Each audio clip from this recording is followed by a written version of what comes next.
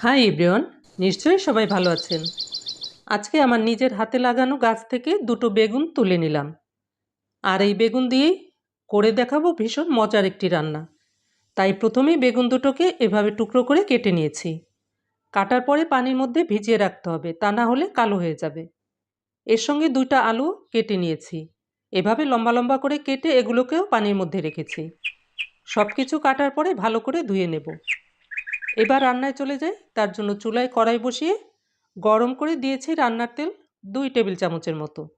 তেলটা ভালোভাবে গরম করে নেব এবং চুলার জালটাকে মিডিয়ামে রেখে রান্নাটা করব। মাছ ভাজার আগে তেল ভালো করে গরম করলে মাছগুলো কড়াইয়ে লেগে যাবে না।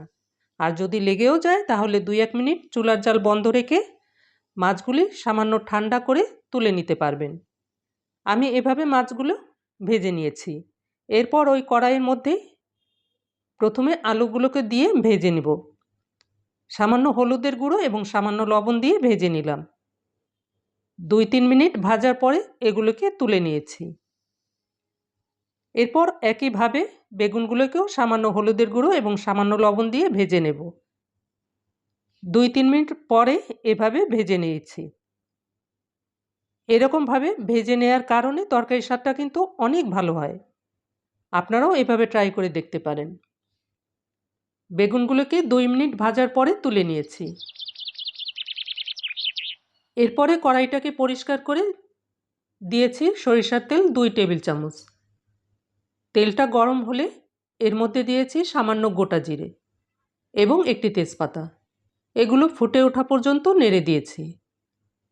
তারপর দিয়েছি দুটো পেঁয়াজ কুচি। পেঁয়াজটা নরম হওয়া পর্যন্ত এভাবে ভেজে নেব। এরপর দিয়েছি 1 চা চামচ রসুন বাটা, আধা চা চামচ আদা বাটা। এগুলো 2 মিনিটের মতো কষিয়ে নেব।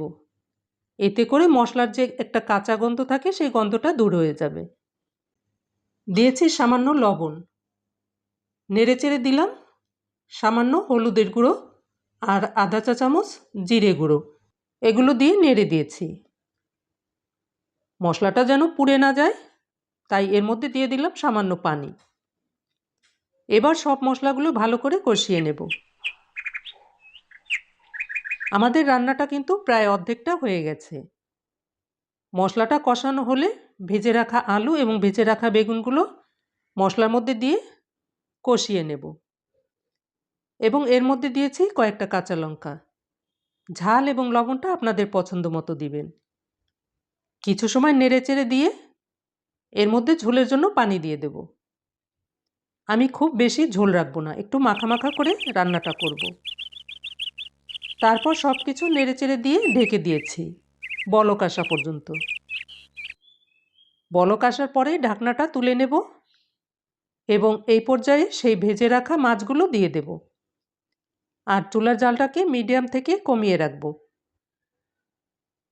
আরেকটা উপকরণ দিয়েছি, তা হচ্ছে ধনেপাতা বাটা।